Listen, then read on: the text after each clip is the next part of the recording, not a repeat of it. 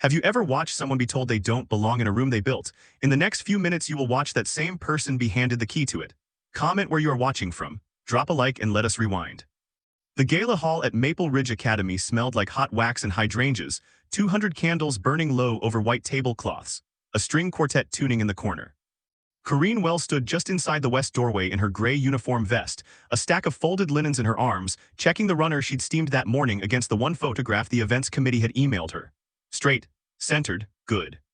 She did not know yet that in 40 minutes her name would be read aloud to every person in that room.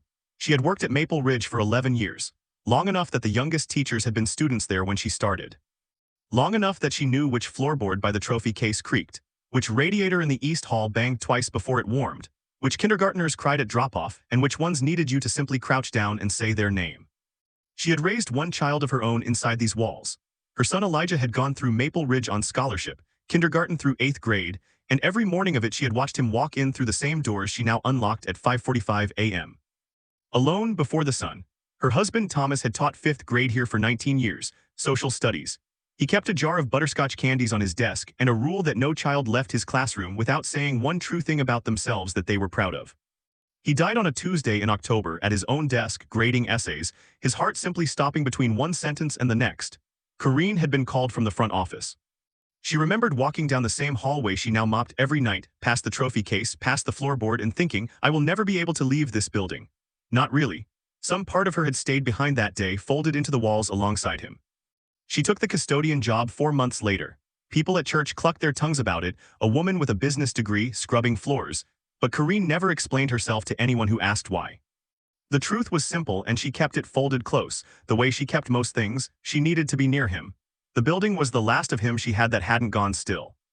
Her mother had raised her the same way 40 years earlier, in a 2-bedroom house behind a dry cleaner's in a town 2 counties over. Her mother had cleaned downtown offices at night, and ironed shirts for the same men she passed unnoticed on the sidewalk by day. And she had said one thing to Corrine so often it had worn a groove into her the way water wears a groove into stone. Baby, let your work speak. Don't you ever beg a room to see you. If it's worth seeing, it'll turn around on its own. Corrine had not always believed it. There were years, young and proud, when she'd wanted badly to correct people, to announce herself, to make sure a room knew exactly who it was underestimating. Thomas had been the one to soften that edge in her, not by arguing with it, but by living beside it. He taught 19 years of 5th graders that the truest things about a person were rarely the loudest ones. Kept that jar of butterscotch candies, and that quiet rule about pride, and loved her in the end, the way her mother had promised the world might if she let it without demanding she perform for it first. So when he died, she did not perform her grief either.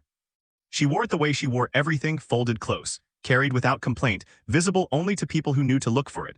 Over the years, some of the teachers who'd worked beside Thomas sometimes forgot that the quiet woman buffing the gymnasium floor at 6 a.m. was his widow. Corrine let them forget.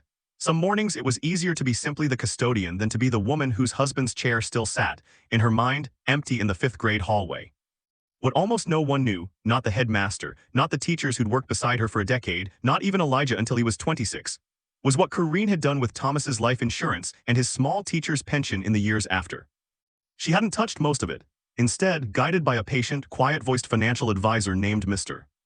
Acaffer, who'd once been a student of Thomas's own father, she put it into a modest parcel of land 2 miles from the school, land nobody wanted in the year she bought it, land that a hospital system wanted very badly 9 years later.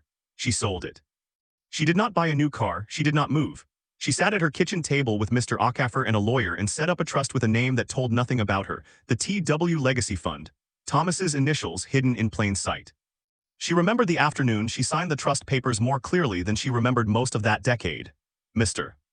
Acaffer's office had smelled of coffee and old carpet, and he'd slid the folder across the desk to her with both hands, the way a person hands over something they understand is heavier than paper. You're certain, he'd said, not quite a question. No name on it. Not now, maybe not ever, depending what you tell them. Corrine had signed her name at the bottom in the same steady hand she used to sign report cards for Elijah, and she had felt, closing that folder, something settle in her chest for the first time since October. Not peace exactly, more like a debt finally being paid and the only currency she had left to pay it in. For 6 years after that, the fund quietly paid down Maple Ridge Academy's deficit, covered 11 full scholarships a year, and most recently financed a new wing for the library, the one thing Thomas used to say the school needed most. Corrine had insisted on exactly one condition in the paperwork. Her name would not be attached to any of it until the board itself decided the time was right. Twice a year she met Mr. Akafer for coffee and reviewed the numbers like any careful trustee. And twice a year she went back to mopping the same hallway she'd reviewed them about, and nobody at either table knew about the other. She scrubbed the floors of a school she was quietly keeping alive, and she told no one because she had not done any of it to be thanked. She had done it because Thomas would have wanted the children fed, taught, and warm, and because some kinds of love only make sense as a secret held that way on purpose, for as long as it needs to be held. Whitney Calloway Price took over the PTA presidency the year the old wing was condemned, and she treated the role the way she treated everything, as a stage. Her husband developed luxury condominiums along the river. She had opinions about optics and said the word often the way other people said please. She had spent 8 months turning the 50th anniversary gala into what she called, more than once, in front of Corrine and without lowering her voice, the night we finally look like the school we actually are. Corrine had absorbed a great deal from Whitney over those 8 months. Small things mostly, the kind that don't leave a mark anyone else can see. Whitney addressing her only as you there, never once asking her name in 11 years, though Corrine's name was stitched in blue thread above her vest pocket every single day. Whitney once holding a coffee cup out toward her in the staff lounge, waiting a full 3 seconds before realizing Corrine was not in fact a member of the catering staff, and not apologizing when she realized her mistake, only setting the cup down herself a little too hard. As though the error were somehow Corrine's to have prevented. Whitney, at a committee meeting Corrine had only overheard through a supply closet door, suggesting that the custodial and kitchen staff should clear out an hour before doors opened for the gala, so the space feels right when the donors walk in. Whitney, in September, walking straight past Corrine's raised hand at a facilities meeting 3 times in a row before finally acknowledging her, then cutting her off after 4 words to ask the assistant headmaster the very question Corrine had been about to answer. None of it on its own was the kind of thing you could point to and call cruelty. That was, Corrine had come to understand, exactly how Whitney preferred it, small enough to deny, frequent enough to accumulate, always delivered with a smile bright enough that anyone watching from a distance would have sworn they'd seen nothing at all.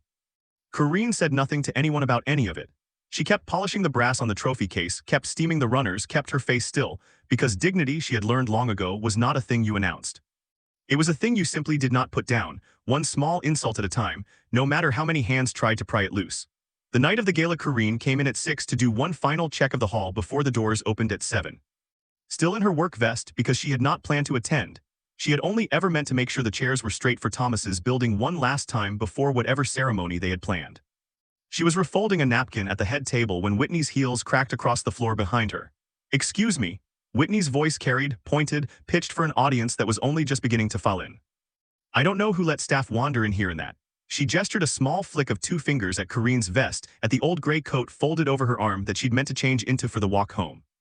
"But donors are arriving in 20 minutes and I need this room to look like something, not like this." A few early guests near the doors had turned. Corrine felt the old, familiar stillness settle over her, the one she had practiced for 11 years. She set the napkin down, folded once more precisely. "I was just finishing the tables," she said. Her voice did not rise. It never did. "Well, finish them faster and then go finish them somewhere I can't see you," Whitney said, and there was a small, satisfied curl at the corner of her mouth as she said it. The private gloat of a woman who believed she had just solved a problem cleanly in front of witnesses, without raising her own voice either. She turned to a donor couple approaching the doors and her whole face rearranged itself into warmth. "Marcus, Dana, doesn't the room look wonderful?" Corrine folded her coat over her arm and walked out through the side door into the parking lot, where the October air was sharp and clean, and she stood for a moment by her car simply breathing the way she had learned to after Thomas died, in count of 4 out count of 6, until the tightness in her chest loosened enough to drive. She had not planned to come back in. But her son Elijah, now 31 years old and an architect 2 states away, had flown in that very afternoon without telling her why, and he was the one who called her cell phone from inside the gala at 7:40, his voice strange and urgent. "Mom, you need to come back inside. Now, please." Headmistress Dr. Annan stood at a small podium near the new library wing's glass doors, tapping a microphone gently, waiting for 200 conversations to fold down into one silence. Behind her, a large white screen glowed, waiting on a single slide. 50 years ago, Dr. Annan said, a group of parents built this school on a promise that no child's education should depend on their family's bank account. For the last 6 years, that promise has been kept alive by a fund whose founder asked, in writing, for exactly one thing: anonymity until tonight. She paused, and the room leaned forward as one body.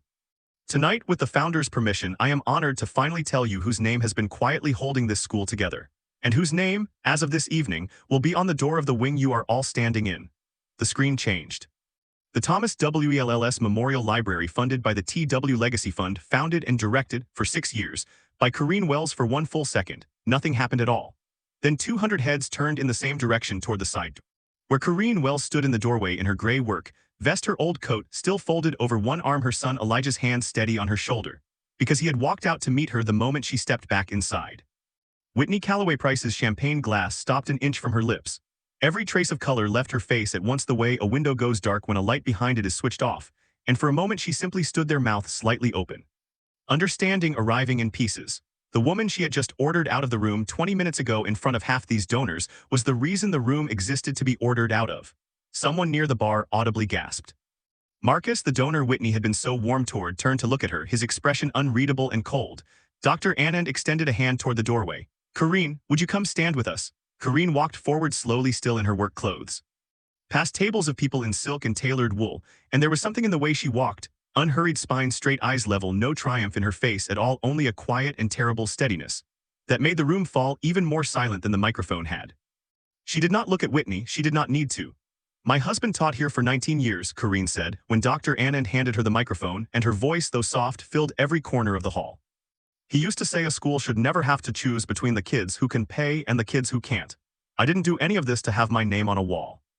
I did it because I still had a way to keep his promise, and I wasn't in a hurry to be thanked for it. She paused. I'll go finish the tables now. Nobody laughed. A donor near the front began quietly to clap, and then the whole room rose.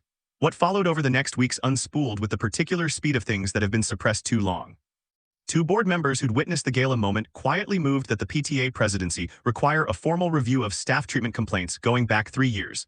And the complaints, once people felt safe naming them, were not few. A cafeteria worker Whitney had once reduced to tears over a seating chart. A security guard she'd had removed from a fundraiser photo because he didn't fit the look. A young teacher's aide who'd quietly quit the previous spring rather than keep working under her.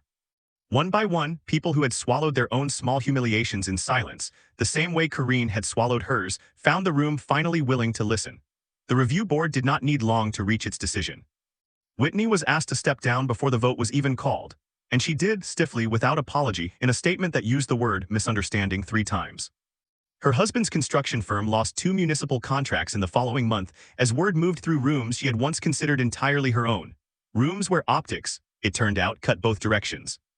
The cruelest irony, the one parents repeated quietly at pickup lines for months afterward, was gentler than any public vote and twice as devastating. Whitney's own daughter had been one of the 11 scholarship recipients the TW Legacy Fund had quietly covered for the past 2 years, a fact the trust's paperwork had never required Corrine to know or mention, and which Corrine, true to her nature, never once brought up herself. When a reporter from the local paper asked her gently whether she felt any satisfaction knowing that, Corrine only shook her head. That little girl didn't do anything wrong, she said. She still gets to finish out her scholarship. That was never about her mother. 6 months later. On the first cool morning of a new school year, Corrine knelt by the rose bed she'd planted along the library's new entrance the spring after Thomas died pulling weeds before the buses arrived. Her gray vest, traded that day for a cardigan, the color of the roses themselves. Elijah had flown back for the first week of the fall term, ostensibly to see the wing finished, though they both knew he'd really come to sit with her on the library steps at 7 a.m. with 2 cups of cocoa from the corner store, same as he had every first day of school since he was 5 years old, and she'd walked him through those doors for the first time. You didn't have to keep it a secret this long, you know, he said, watching kids stream past them into the new wing, laughing, backpacks bouncing. You could have just told people. Corrine watched a 5th grader stop to read the plaque by the door, mouthing Thomas WELLS to herself before running to catch up with her friends. Some things you do so people will see them, Corrine said, and some things you do so a person who's gone can still be seen. Those aren't the same kind of gift, baby. I wasn't in a hurry to mix them up. If there's one thing this story asks you to carry with you, let it be this. You never know whose quiet hands are holding up the room you're standing in, or whose name deserves to be on the wall long before anyone thinks to put it there. Dignity doesn't raise its voice. It doesn't have to. It just keeps folding the napkins one more time until the world finally catches up. If this one got you, tell us where you're watching from, drop a like, and share it with someone who needs the reminder that quiet never meant small.